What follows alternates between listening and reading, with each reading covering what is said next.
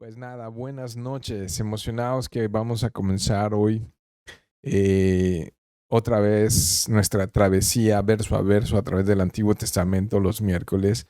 Y hoy comenzamos el libro de Eclesiastés, un libro que se encuentra dentro de los libros conocidos como sapiensales o libros de sabiduría, ¿no? Los 5 libros que tenemos en la Biblia llamados libros de sabiduría. Job, Salmos, Proverbios, Eclesiastés y Cantares. Y hoy estamos por iniciar nuestro estudio verso a verso a través de Eclesiastés. Y pues hemos titulado a esta serie un ensayo sobre la vida, ¿no? Entonces vamos a orar para hablar un poquito, introducir este libro de Eclesiastés y pues a ver los primeros versos del capítulo 1 juntos, ¿no? Padre eterno, gracias te damos, Señor, por tu palabra que es viva y eficaz y más cortante que una espada de 2 filos, Señor. Y qué emoción, Señor mío, poder ir a través de este libro, el libro de Eclesiastés, Señor, para tener una perspectiva correcta sobre la vida, Señor. Y yo sé que tú nos vas a estar hablando de una manera poderosa durante las próximas semanas, estos miércoles, Señor. Ayúdanos a perseverar y a poder ir juntos, Señor, edificando nuestras vidas y viviendo para ti en todo lo que llamamos vida, Señor. Entonces, ayúdanos en el nombre de Jesús. Amén. Bueno, pues aquí estamos. El tema para hoy el título para hoy es Todo es vanidad, ¿no? Bueno, vamos a hablar un poquito del autor. Si le echan una miradita así rápida y breve a Eclesiastés 1:1, vamos a ver allí que inmediatamente se identifica al autor como el predicador, dice allí, el hijo de David y rey en Jerusalén, es lo que nos dice Eclesiastés 1:1. Y aunque siempre ha habido diferentes opiniones acerca de la autoría de este libro de Eclesiastés, lo más probable para mí es que se refiere a Salomón. La mayoría coincidimos en que el autor de este libro es Salomón. Y comienza él ahí describiendo o hablando como el predicador. La palabra predicador en hebreo, kohelet, se refiere o habla o significa de uno que convoca a una asamblea, que convoca a los demás para hablar. Un maestro, ¿no? Yo creo que lo define como un maestro. Y esta palabra también la encontramos cuando Salomón convocó al pueblo para dedicar el templo. ¿Se acuerdan que a Salomón se le concedió el construir un templo después de haber andado en un tabernáculo? David tenía un corazón para Dios y entonces quiso hacer un tabernáculo, digo, un templo, pero no se le concedió al rey David debido a que había sido un hombre de guerra muy sanguinario, ¿no? Y entonces Dios escogió otras manos para que le edificaran ese templo y fue a Salomón. Y entonces cuando en Reyes, Primera Reyes capítulo 8, verso 1, Dios por medio de Salomón convocan al pueblo, pues también se usa esa palabra Kohelet, ¿no? Que se refiere a alguien que convoca a una asamblea. Ahora, recordando un poquito, no vamos a estudiar hoy Reyes, ¿verdad? Pero cuando vemos la biografía de Salomón en Primera de Reyes, vemos que tiene un paralelo muy significativo a lo que vamos a estar viendo las próximas semanas en cuanto a la biografía de Salomón. Vemos algo muy, muy paralelo, algo muy similar, ¿no? A la biografía de Salomón aquí en Eclesiastés, una sabiduría única, riquezas insuperables, muchos sirvientes, grandes proyectos de construcción, un escritor, ¿no?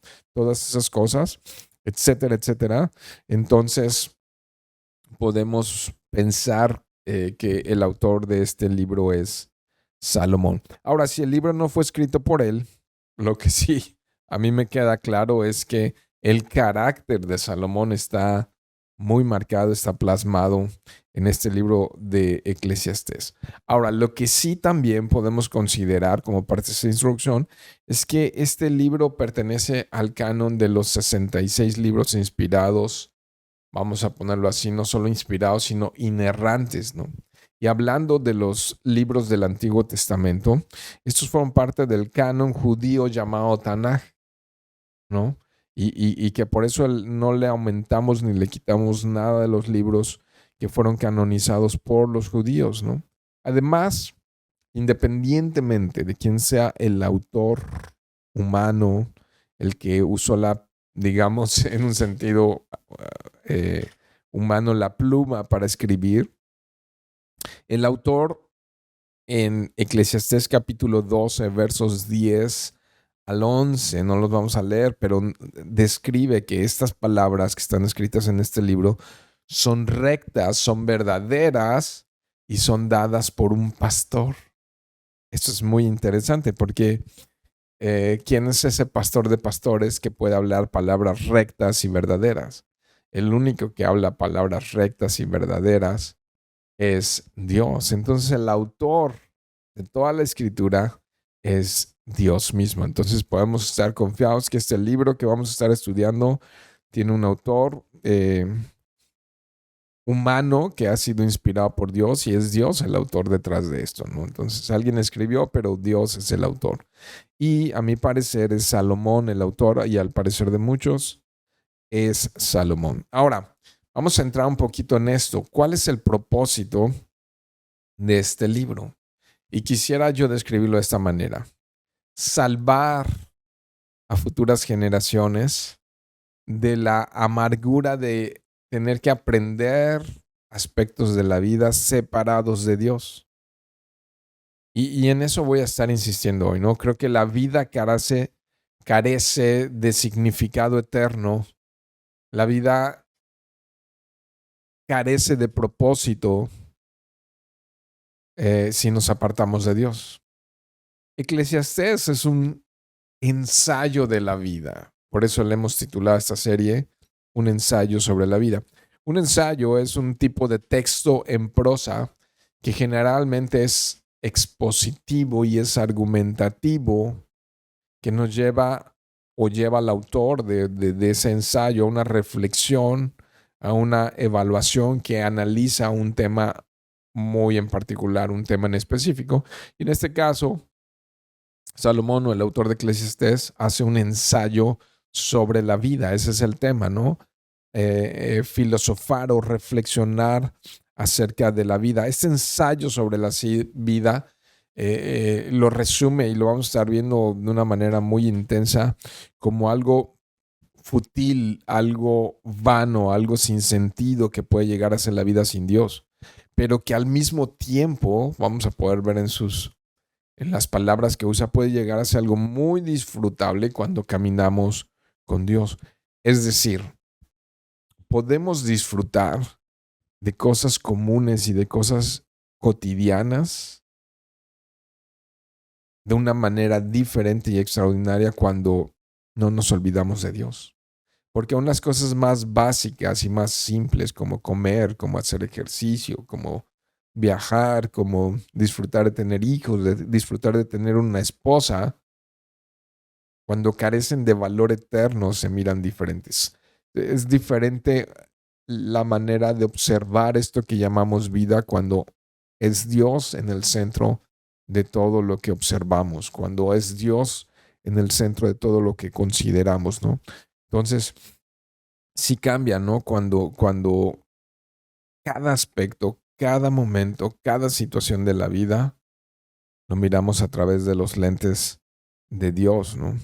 En ocasiones, este libro de Eclesiastés, o con frecuencia este libro de Eclesiastés, ha sido eh, visto de alguna manera como una cosmovisión, como un ensayo de la vida pesimista o muy fatalista, ¿no? Pero cuando lo lees de tapa a tapa, y especialmente las conclusiones a las que llega al final de este libro, es más bien, yo lo veo como un libro realista que examina los problemas, las preguntas que nos llegan a surgir de la vida cotidiana, examina cada uno de los aspectos comunes de la vida para conducirnos o con el propósito de conducirnos hacia Dios. Entonces, inclusive este libro se puede mirar de una forma simple como un libro evangelístico, porque nos conduce a una dependencia de Dios, aún en las cosas comunes de la vida, ¿no? Dios es creador, Dios es gobernador sobre todas las cosas, ¿no? Dios es juez, un juez infalible, y Dios es un amoroso salvador. Entonces, cuando vemos la vida a través de Dios, se mira muy diferente todo esto, ¿no? Ahora, cosmovisión. ¿A qué le llamamos como cosmovisión? A eso, a la manera en la que interpretamos la vida. A eso se le llama cosmovisión. Ahora, una cosmovisión cristiana, si le ponemos ese adjetivo, cosmovisión cristiana, significa que debemos reconocer a Dios en todos nuestros caminos. Lo que, digamos, de manera práctica, lo que conocemos de Dios, qué tanto conocemos y sabemos de Dios, determina la forma en la que vemos la vida. Un ateo que sabe de Dios o que acepta o que reconoce de Dios. Entonces, indudablemente determina su forma de vida, ¿no? ¿Cómo respondemos a cada situación? Depende de nuestro entendimiento de Dios, ¿no? Si tienes un mal día, si tienes un día con presiones, si tienes un día de cansancio, de enfermedad, si tienes un día eh, de retos importantes, vas a enfrentar quizá retos importantes en el trabajo, en la escuela, en la iglesia, en cualquier lugar. Y si algo sale mal, si te enfermas, o sea, cada cosa que hacemos, si vas a ir a un torneo, si vas a ir a un concierto de música, si vas a casarte, ¿no? Si vas a hablar con una persona que te está pretendiendo o algo por el estilo, la manera en la que respondemos, ¿no? Cuando se te quema la leche, ¿no? Cuando este, se te cae y se te rompe algo, ¿no? Cuando te chocan cuando tienes un accidente de tránsito, ¿no? Cómo respondemos a cada situación revela nuestro entendimiento acerca de la vida, nuestro entendimiento acerca de Dios, ¿no? Y entonces un poco yendo hacia las palabras de Salomón en este ensayo sobre la vida, él habla que la vida es como un soplo. Y claro, puesto que la vida es un momento que pasa, es muy rápido, ¿no?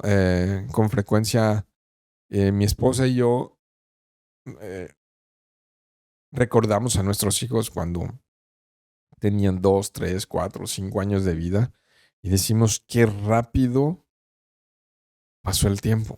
¿En qué momento, no? Crecieron, en qué momento pasaron de ser niños, adolescentes, de adolescentes a adultos, ¿no? Y entonces yo creo que todos estamos de acuerdo que la vida pasa en un momento, ¿no?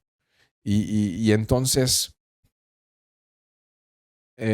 nos plantea Salomón, o el autor de este libro de Eclesiastés, que todo lo que ocurre debajo del sol es temporal. Y en una cosmovisión un poco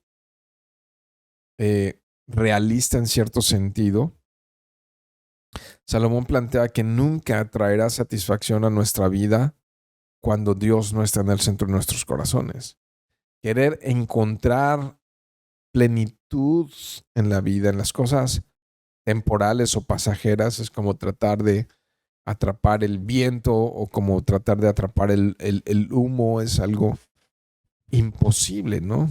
Entonces, la premisa o el planteamiento inequívoco de Salomón en este libro es la brevedad de la vida, es lo rápido de la vida, es como un aliento simplemente, él le llama vanidad, ¿no? Y yo, antes de ir al verso 1, diría que podemos aprovechar al máximo la vida, reconociendo a Dios en todos nuestros caminos. Entonces, este breve tiempo en el que nos encontramos aquí es un breve tiempo comparado con la eternidad, 70, 80 años, 90 o los que sean, lo podemos aprovechar al máximo reconociendo a Dios en todos nuestros caminos. Entonces, verso 1 dice, palabras del predicador, hijo de David, rey en Jerusalén. Entonces aquí está esa palabra Kohelet, que es predicador, que es un tipo de maestro, ¿no? Es como entonces se está presentando, ya sea que el que lo escribió sea el autor o el que está hablando acerca de la vida del autor, ¿no? Entonces, palabras del predicador. Y dice entonces ahí el verso 2, vanidad de vanidades, dice el predicador, vanidad de vanidades, todo es vanidad. Y bueno, en nuestra Reina Valera, en la Nueva Biblia de las Américas, etcétera, la Reina Valera, la palabra que estamos leyendo aquí es vanidad, pero probablemente habrían otras palabras que serían como más eh, apegadas al significado original, y es algo que es más como humo, como vapor, como, como algo que se esfuma, quizá algo que no tiene sustancia y que sin duda alguna está haciendo referencia a algo que pasa, algo que es pasajero, ¿no? Entonces, algo que podemos mirar en este verso 2 es algo así como todo tiene su caducidad debajo del sol. Y es importante esta palabra, entender esta palabra, porque esta palabra aparece más de 30 veces, ¿no? Y quizá en sus diferentes eh, eh, formas de la palabra, quizás se pueda llegar a casi 40 veces, ¿no? Pero vamos a ponerlo así, más de 30 veces aparece esa palabra vanidad, ¿no? Y entonces otra vez voy a volverlo a leer el 2. Vanidad de vanidades, dice el predicador, vanidad de vanidades, todo es vanidad. Y entonces se va a un extremo diciéndonos, todo es pasajero, todo carece de sustancia.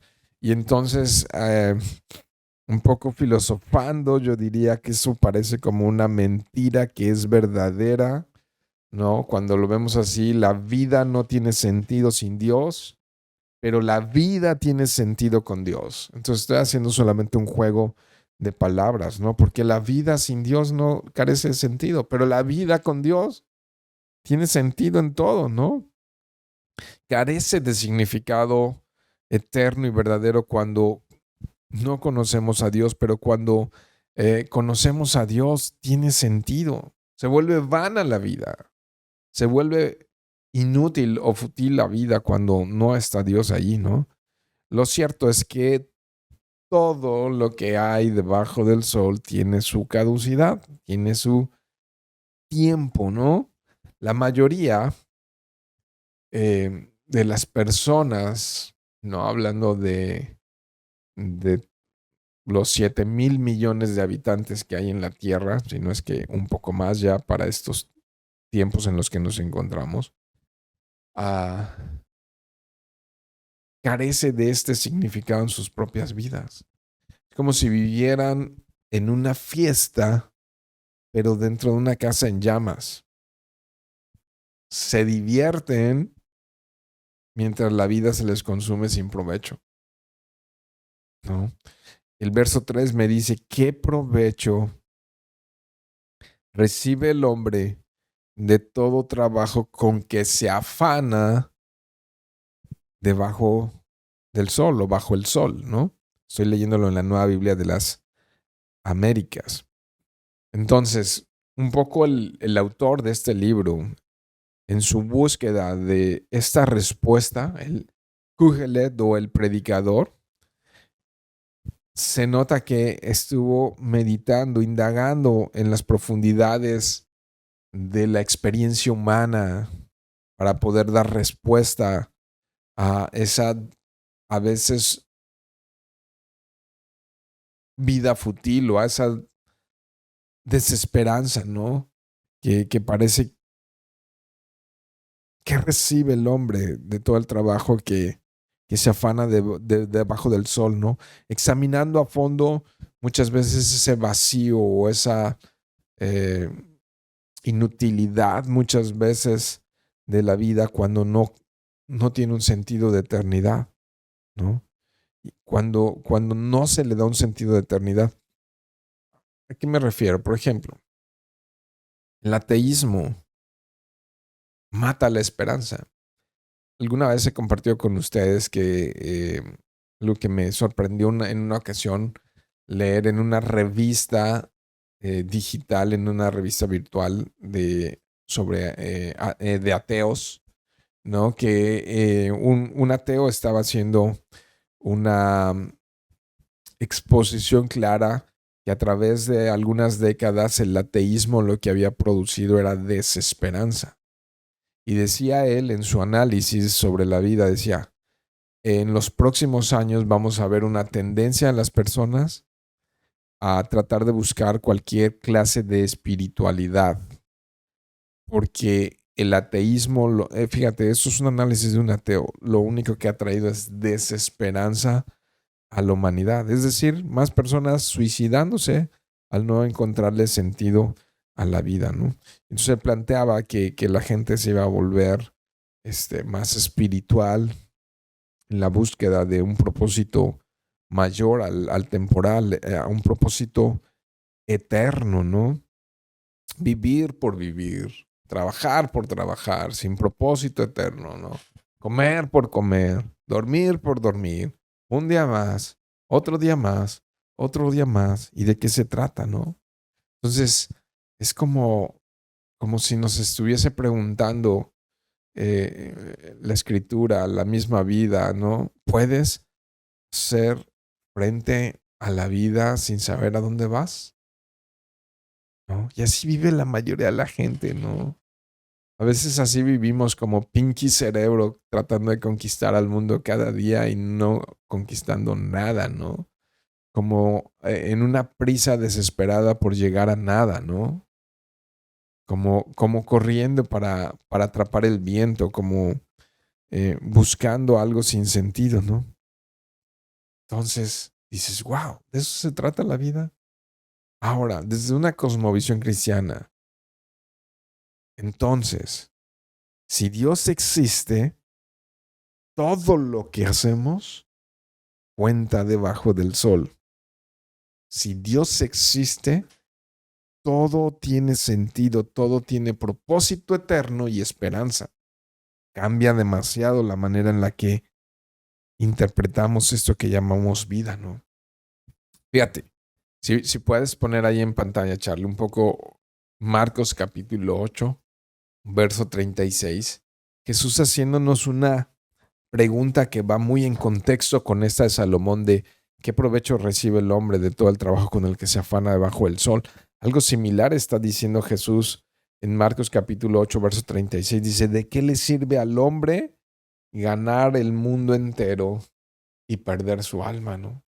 ¿De qué nos sirven logros materiales? ¿De qué nos sirve tener hijos? ¿De qué nos sirve, en un sentido general, de qué nos sirve muchas veces darle la vuelta al mundo? No, vamos a estar viendo un poco la biografía de Salomón en las próximas semanas y darnos cuenta que fue un hombre que obtuvo grandes cosas, obtuvo tesoros, obtuvo muchísimas mujeres, no le negó nada a sus ojos, todo lo que quería ver y conocer, y es un hombre que prosperó en muchas áreas y al final llega a conclusiones muy dramáticas en la vida, ¿no? Uno de los versos que vamos a leer más adelante dice, aborrecí por tanto la vida.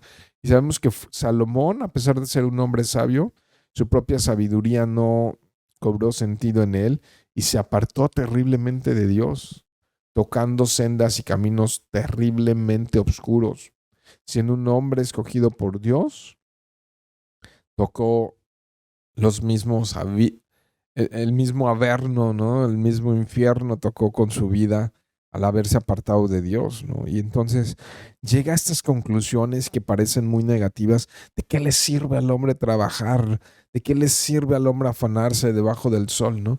Pero Jesús nos dice, ¿de qué le sirve al hombre obtener grandes logros en la vida si su propia alma está en ruina, ¿no? Si su propia alma la desperdicia y la destruye, ¿no? La respuesta a esa pregunta está vitalmente conectada a una responsabilidad hacia Dios que va más allá de las cosas temporales, que trasciende hacia la eternidad. Entonces, ¿de qué le serviría al hombre todo lo temporal si carece de significado eterno? ¿No? Entonces, de manera práctica, ¿cuál es la razón por la cual trabajas? ¿No? Preguntarnos, ¿solo trabajas para pagar cuentas? ¿Solo trabajas para el día a día? ¿No? O simplemente sueñas con llegar a los 65 años y obtener una pensión, ¿no? Ese es el gran sueño, ¿no? De decir, voy a trabajar durísimo en la vida para algún día tener una pensión, ¿no? Ese es el sueño más alto y más sublime que perseguimos, ¿no? La mayoría de los que van a trabajar a Estados Unidos, el sueño americano, muchas veces lo que persiguen eso es buscar un día una pensión, ¿no? Y entonces se vuelve a veces la vida una tragicomedia, ¿no? Verso 4 dice una generación va, fíjate todo lo que nos recuerda aquí en los siguientes versos. Dice una generación va y otra generación viene, pero la tierra permanece para siempre. El sol sale y el sol se pone, a su lugar se apresura, de allí vuelve a salir, soplando hacia el sur y girando hacia el norte, girando y girando va el viento, y sus giros, y dice, y sobre sus giros el viento regresa. ¿No? Nos habla aquí también del agua, de los ríos. Dice, todos los ríos van hacia el mar, pero el mar no se llena. Al lugar donde los ríos fluyen, allí vuelven a fluir, ¿no? Y entonces, usando varios ejemplos, el predicador observa que nada parece que cambia mucho a través de los años. Aparentemente, los ciclos en la naturaleza son interminables, ¿no? Tú ves salir al sol, esconderse al sol y volver a salir, ¿no? El aire, ¡pum!, da sus giros, va, viene, ¿no? Y está siempre yendo y soplando de un lugar hacia otro. Los ríos, fluyendo, ¿no? Todo el ciclo del agua que se evapora, que se condensa y que finalmente vuelve a caer en forma de lluvia y los ríos fluyen y fluyen hacia el mar y en el mar de nuevo se vuelve a evaporar el agua y vuelven a subir y están haciendo su ciclo continuo, ¿no? Continuo, están los ciclos, esto nos está hablando de los ciclos de la vida y básicamente nos está diciendo un poco el autor de Eclesiastés, hoy estamos, mañana ya no estamos y de alguna manera quizá, ¿no? Hay altas probabilidades de que nadie se acuerde de nosotros. A veces como que pensamos que somos el centro de la tierra, la última coca en el desierto, ¿no? Y cuando no estamos siendo el centro de atención, cuando las cosas no se hacen como queremos, cuando no controlamos las circunstancias de la manera que queremos, nos entristecemos, nos deprimimos, nos cansamos, nos abandonamos, desechamos, ¿no? Porque las cosas no son como nosotros pensamos que deberían ser. Y así como que si fuéramos personas súper importantes en la vida. Y fíjate cómo los años van, los días pasan, los años van, giran, ¿no? Hace unos días era enero, ya estamos en octubre, ¿no? Acabamos de pasar el día 15, 16 de septiembre festejando y ahorita pues ya estamos, ya ves las tiendas con adornos navideños, ¿no? Y con diferentes cosas. Ya está como que la gente mirando hacia el fin de año, ¿no? Y los días pasan y los días pasan, ¿no? Y hoy estamos y mañana lo más probable es que nadie ni siquiera... Y trabajamos afanadamente, ¿no? Trabajamos afanadamente para obtener una casa, un tesoro, un auto, un esto y el otro, y nos morimos y llegamos sin nada nos vamos, ¿no? Y quien se quede con eso, quién sabe quién va a ser quien se quede con por lo que trabajaste. No, es una realidad. Muchos están en este preciso instante naciendo, pero ¿qué crees? En este preciso instante muchos están muriendo. El mundo sigue girando, girando, girando. Y el autor de Eclesiastés, al menos a mí me recuerda que no soy el centro del universo, que debe haber algo mucho más importante por lo cual vivimos. Y ese mucho más grande, sublime y glorioso es Dios, ¿no? Si quitamos al creador de la vida no se ve tan gloriosa. Se ve monótona, se ve cíclica y se ve repetitiva. Pero si ponemos a Dios en el centro de todas las cosas, todo cambia. El esplendor y su gloria y tiene un sentido y tiene un propósito, ¿no? Entonces como que aún le podemos dar un sentido hipotético al tema del río fluyendo agua hacia los mares, ¿no? Y aquí en una visión un poco dramática, Salomón, yo le voy a decir Salomón al autor de Eclesiastés, para no batallar un poco con el lenguaje, ¿no? Y entonces Salomón dice, fíjate cómo los ríos fluyen y fluyen hacia el mar y el mar nunca se llena, nunca se sacia, ¿no? Y entonces, similar es nuestro corazón, como los ríos que van hacia el mar, ¿no? Y que pueden estar fluyendo y fluyendo muchas cosas hacia nuestro corazón, pero a veces nunca lo terminan de llenar. Puede resultar que cosas y cosas y cosas están pasando y han pasado los años y los años y obtuviste el trabajo o el título o el récord o no sé, lo obtuviste, pero tu corazón no se ha saciado, ¿no? Eso me hace recordar, vayan allá a Juan capítulo 4, una historia que me impresiona y que es un pasaje muy importante para entender esta visión de la vida, cómo es esta vanidad de vanidades, cómo es ese río que puede fluir y nunca llenar, ¿no? Se encontraba Jesús en un lugar llamado Samaria y tenía sed y mandó a sus discípulos a comprar algo de comer y mientras él iba hacia un pozo, se encontró con una mujer que pertenecía al poblado de Samaria y Jesús le pidió, le dijo, ¿me puedes dar un poco de agua? Y aquí entró un conflicto porque un hombre en esa cultura difícilmente conversaría con una mujer desconocida y más un judío con un samaritano porque estaban enemistados. Entonces Jesús se acerca y tiene un diálogo con ella y están de alguna manera teniendo una conversación sobre cosas importantes en la vida y ella no le quiere dar agua y él le dice, le responde, voy a leer a partir del verso 13. Dice, todo el que beba de esta agua volverá a tener sed, del agua del pozo, ¿no? Estaban en un pozo ahí. Pero el que beba del agua que yo le daré no tendrá sed jamás, sino que el agua que yo le daré se convertirá en el agua, en él una fuente de agua que brote para vida eterna. ¿Te fijas? Entonces, Jesús iba ahí por agua física, por H2O, ¿no? Y esa mujer estaba sacando H2O de ese pozo de agua.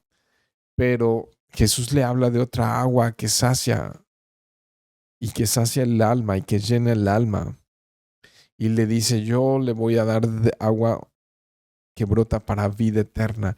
Entonces algo que le da un sentido a todo esto que llamamos vida, le da un sentido de eternidad. Mira lo que le dijo a la mujer en el verso 15, le dice, Señor, dame de esa agua para que no tenga sed, ni venga hasta aquí a sacarlo. Jesús le dijo, ve, llama a tu marido y ven acá. O sea, ¿cómo sabes que tiene un marido, Jesús? ¿No? Porque ella hasta este momento de la conversación no le había dicho que estaba casada. Ella le respondió, no tengo marido. Le respondió la mujer. Jesús le dijo, bien has dicho, no tengo marido, porque 5 maridos has tenido y el que ahora tienes no es tu marido. Entonces has dicho la verdad. Wow, ¿te imaginas el impacto que tuvo esa mujer? ¿Cómo sabe mi vida? ¿Quién le contó mi vida? ¿De dónde sabe mi vida? Pues es Jesús. Y Jesús fue hasta ese pozo para salvar a esa mujer. La historia nos cuenta que esa mujer terminó reconociendo que él era el Mesías tan esperado y fue y compartió con todos los de Samaria y les dijo, tienen que conocer a Jesús, Jesús es el Mesías. Entonces ella tuvo un encuentro con el autor de la vida. Pero observen esto, que es bien importante. 5 maridos había tenido y ahora vivía con un sexto que no era su esposo, vivía en adulterio con ese hombre. Ese hombre no era su esposo, ¿no? Vivía de una manera fuera del plan de Dios con ese hombre. Y entonces lo que podemos observar es que esa mujer, si ya había tenido 5 maridos, había estado tratando de saciar su sed en lo que no sacia. Había tratado de buscar llenar ese vacío de su corazón con hombres, ¿no? Y su corazón no había encontrado esa plenitud hasta que tuvo un encuentro con Jesús. Es que su vida cambió y entonces esos ríos que nunca llenan el mar, ahora encontraron plenitud. Su corazón encontró plenitud, ¿no? Entonces vamos a seguir allá en Eclesiastés, los últimos, vamos a llegar hoy hasta el verso 11. Entonces vamos un poco a leer los siguientes versos. Dice, todas las cosas son fatigosas. El hombre no puede expresarlas. No se sacia el ojo de ver, ni se cansa el oído de oír, ¿no? ¿Te fijas?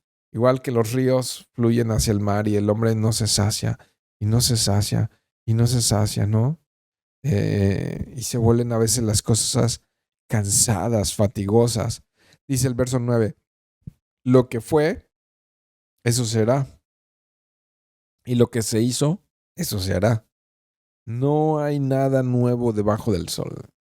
Alguna vez esta frase se acuñó en latín, ¿no? Y es una frase común entre algunos filósofos que la sacaron aquí de las palabras de Salomón de Eclesiastés, nil novum sub sole, ¿no? Está de hecho eh, en algunos edificios grabada esa frase, nil novum sub sole, no hay nada nuevo bajo el sol. Dice el verso 10, hay algo que se pueda decir, mira, esto es nuevo, ya existía en los siglos que nos precedieron. Verso 11, no hay memoria de las cosas primeras, ni tampoco de las postreras que sucederán. No habrá memoria de ellas entre los que vendrán después. Entonces, otra vez aquí Salomón, después de que observó la falta de sentido en la vida, en esos ciclos continuos que reflejan la naturaleza, en esa frustración, vamos a ponerlo así, que es evidente muchas veces en el esfuerzo, en el empeño humano, eh, le llama a él, a pesar de todo el trabajo, le llama fatigosas el ver, el oír del hombre, nunca se sacia, ¿no? Nunca llega a estar con un pleno contentamiento en su corazón, ¿no? Te compras un auto nuevo y lo abres y huele a nuevo, ¿no?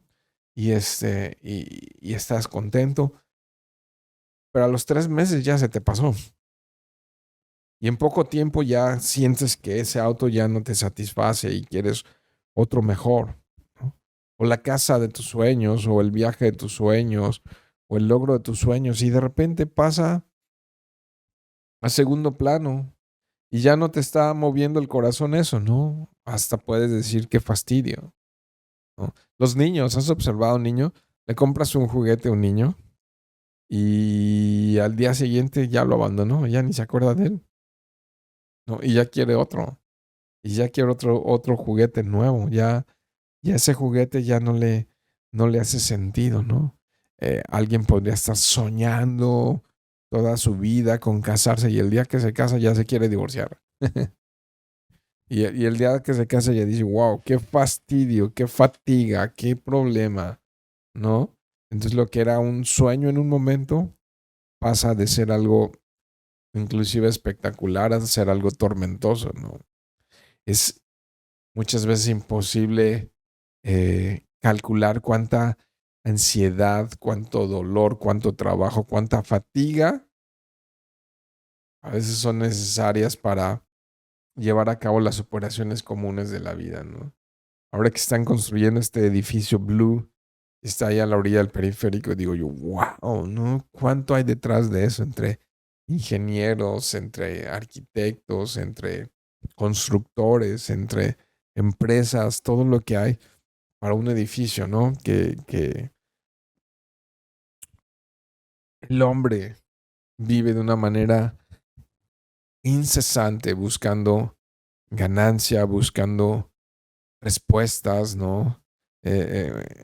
Dentro del hombre hay un incesante deseo de curiosidad, de alcanzar cada vez construir el edificio más alto, lograr la más grande, la más velocidad, llegar más lejos, más conocimiento y nunca se sacia. Y en ese sentido, no hay nada nuevo debajo del sol, ¿no? Am, un autor, filósofo, Cristiano McLaren decía, ¿cuál es la diferencia entre una ardilla enjaulada que solo hace que su prisión gire más rápido, con más velocidad en la carrera, ¿no? Ahí está dándole vueltas al riel, ¿no? Con el hombre que vive días arduos de objetivos transitorios que tal vez nunca alcance, ¿no? Y así estamos como ardillas corriendo dentro de una jaula que nunca llegamos a más allá de lo que ya está, ¿no? ¿Cuánto más cambian las cosas y cuánto más permanecen igual, ¿no? Antes fue la rueda, luego la imprenta, luego el internet, y así podemos, ¿no? El tratar de codificar el ADN, etcétera, ¿no? Pero la vida sigue su curso. El sol sigue dando sus vueltas. Los mares, los ríos siguen tirando el agua a los mares. Los vientos siguen saliendo, ¿no? Y girando. Y los huracanes, ahorita tenemos una especie de huracán, ya no sé si es tormenta tropical por el Pacífico, pero las cosas así, ciclo tras ciclo tras ciclo. Interesante, si van al Salmo 90, verso 10, me llama la atención esto. Dice aquí, los días de nuestra vida llegan a 70 años y en caso de mayor vigor, a 80 años. Con todo, su orgullo es solo trabajo y pesar, porque pronto pasa y volamos, ¿no? Es básicamente un resumen de estos 11 versos, ¿no? Lo que el salmista dice en el Salmo 90, verso 10. Y me llama mucho la atención este verso del Salmo 90, verso 10, porque aparentemente tenemos mayor expectativa de vida hoy en día, ¿no? O sea, se dice que vivimos más que antes por los avances en medicina, científicos y tecnológicos. Pero a ver, aquí el salmista miles de años atrás nos está diciendo, pues la vida es entre 70 y 80, ¿no? ¿Y qué tanto más ha cambiado esta expectativa de vida? ¿No? Obviamente que hay quienes por situaciones no llegan ni a los 70 y obviamente hay quienes rebasan los 70, pero y llegan a los 90 y a los 100, ¿no? De aquellos que tuvieron otras como que son de mejor madera, ¿no? Pero al final el promedio de vida es similar, ¿no? Y hoy supuestamente tenemos mucho más avances en medicina. Y probablemente sí, sin duda alguna, eh, las mujeres mueren menos por parto, los hombres mueren menos de esto y de aquello, ¿no? Pero no hay grandes cambios realmente, ¿no? Entonces, sí, la vida está cambiando, pero dicho de alguna manera, haciendo un juego de palabras, cuando más cambian las cosas, más permanecen igual, ¿no? Los terremotos, las epidemias, las guerras, en general la vida, ¿no? Y por más leyes, por ejemplo, leyes humanas que vayan en contra de los principios de Dios, de de la ciencia observable en la biología humana, las mujeres, por más leyes que hayan, las mujeres siguen naciendo con útero. Y los hombres, por más leyes que hagan y quieran cambiarlo, los hombres siguen naciendo con próstata, ¿no? Es una realidad. Es como que cambian las leyes, pero las cosas permanecen igual. El hombre del pasado, diríamos, y el hombre del futuro siguen teniendo las mismas circunstancias y las mismas necesidades. Los ciclos de la vida continúan independientemente de quién esté habitando el planeta Tierra, ¿no? O sea, no importando eh, si es Hitler, ¿no? O si es Gorbachev, ¿no? O es eh, Trump, o es Andrés Manuel López Obrador, o quien sea. Las circunstancias y las necesidades, los ciclos de la vida, el sol y la luna, ¿no? Siguen siendo lo mismo. Las generaciones pasan, pero las circunstancias, los problemas, las tentaciones, las dudas, las fragilidades, las condiciones de la vida permanecen iguales. Ah,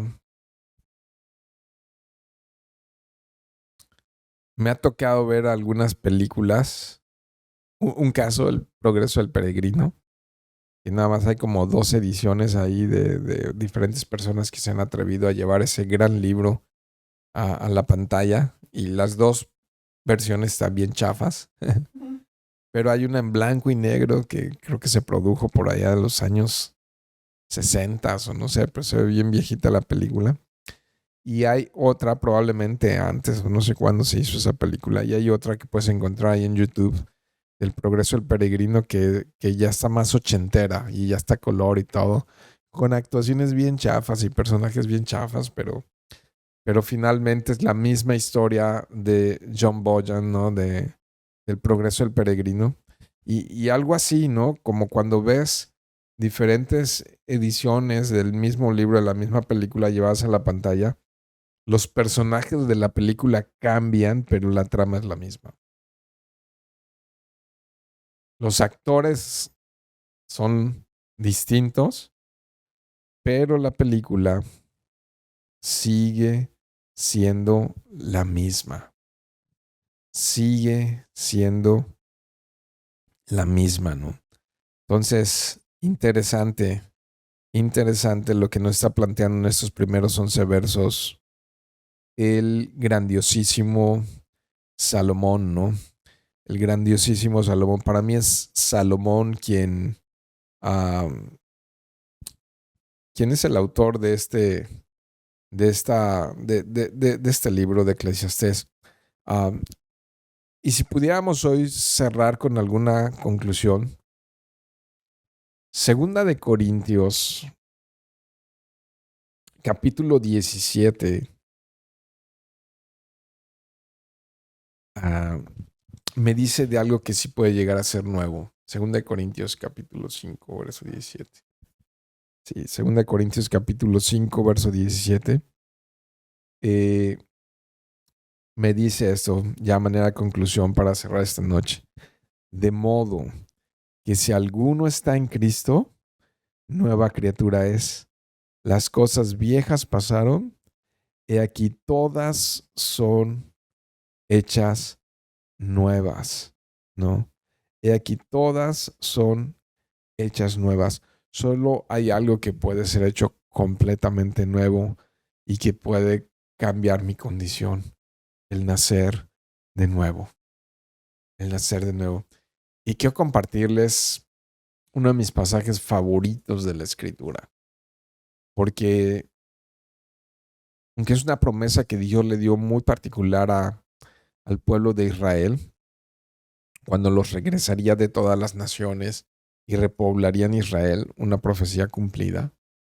Nos habla de una condición espiritual que traería evidentemente el Evangelio a la vida del pueblo y de nosotros. Ezequiel capítulo 11, verso 19 y 20. Este nuevo nacimiento descrito en 2 Corintios 5, 17. Es decir, cuando cambia mi estatus de criatura, de creación de Dios, a hijo de Dios. Cuando cambia mi estatus de enemigo de Dios a amigo de Dios. Cuando nacemos del Espíritu. Cuando nacemos de adentro. Y dice Ezequiel capítulo 11, verso 19. Yo les daré un solo corazón, y mira esto, y pondré un espíritu nuevo dentro de ellos, y quitaré de su carne el corazón de piedra, y les daré un corazón de carne. Puedes notar ese trasplante, ¿no? Corazón viejo de piedra a un corazón nuevo de carne. Dice el verso 20, para que anden en mis estatutos, guarden mis ordenanzas y los cumplan. Entonces serán mi pueblo y yo seré su Dios. Entonces algo sobrenatural que ocurre, que Dios hace, no es algo que nosotros hacemos ni algo que nosotros producimos, es algo que Dios hace, darnos un corazón nuevo, capaz de vivir ahora en obediencia a Dios, capaz de cumplir con sus estatutos y con sus ordenanzas. Algo de lo que éramos incapaces, poder ser capaces ahora de vivir ahora para la gloria de Dios. Entonces, esto es algo que sí puede ocurrir nuevo, ¿no? Generación va, generación viene, ¿no? Generación que sigue en la búsqueda y que tratan de obtener respuesta a todas las inquietudes de la vida, pero que muchas veces sin Dios no obtienen una respuesta certera, ¿no? Sigue habiendo un vacío en el corazón y sigue habiendo una pérdida gigantesca cuando vivimos la vida sin Dios. Diría Pablo, como andar golpeando el aire, ¿no? Yo diría como estarnos riendo con el corazón entristecido muchas veces, como estar soñando sin esperanza, ¿Se podrá soñar sin esperanza? Yo creo que miles sueñan sin esperanza, ¿no? En un vacío, en un trabajo incesante, en una muerte en vida, hasta que Dios le da un nuevo sentir a nuestras vidas, hasta que Dios le da un sentir a todo lo que hacemos, ¿no? Hasta que nacemos de nuevo. La vida, podríamos concluir esta noche, sin Dios desilusiona, pero la vida, cuando Dios está en el centro de nuestros corazones, cuando vivimos para su gloria, entonces le da un propósito completamente distinto. Eh, Esta reflexión de cómo vivir sin Dios, cómo levantarnos cada mañana sin decir qué fatiga, ¿no? A decir, Dios, te quiero honrar y te quiero glorificar hoy con mi vida, con mis pensamientos, con mis palabras, con mis acciones, ¿no? ¿Qué quieres que haga, Dios, no? Y entonces, ok, no voy a reaccionar, no voy a responder de manera fútil a esto que llamamos vida, ¿no? Y aún ante las presiones, y aún ante los problemas, y aún entre el frío, el calor, el sueño, el cansancio, aún entre los errores, aún en las caídas, aún en las enfermedades, aún en los problemas económicos, en los problemas familiares. Señor, yo quiero responder desde una cosmovisión que te glorifique y que te honre a ti, no como aquellos que viven sin esperanza, como si esto no sucede hoy y a la manera que yo espero, mi mundo se viene abajo, ¿no? Pero cuando me hago a un lado y digo, Señor, sé tú en mi vida, entonces todo, todo completamente es nuevo. Cuando vivimos con ese corazón nuevo que Dios nos da, ¿no? Cuando vivimos con un corazón de carne y no con un corazón de piedra. Podemos amar, podemos servir, podemos esforzarnos, podemos luchar, podemos reír, podemos llorar, pero con una cosmovisión diferente en la vida. Entonces, pues vamos a terminar orando nuevamente, mis queridos hermanos. Dios, gracias te damos por esta reflexión, Señor. Porque ciertamente sin ti, vanidad de vanidades, todo es vanidad. Y todo es fatiga y todo tiene un ciclo interminable, Dios. Pero contigo, Dios, eh, la vida tiene sentido, tiene propósito y tiene esperanza, Señor. Gracias, Dios, por tu palabra. Gracias por esa vida nueva. Gracias por ese corazón nuevo que tú das a todo aquel que se rinde a ti. A todo aquel que, en lugar de seguir buscando cosas vanas y pasajeras, Dios, se rinde, Señor, ante tus planes perfectos y eternos, Señor.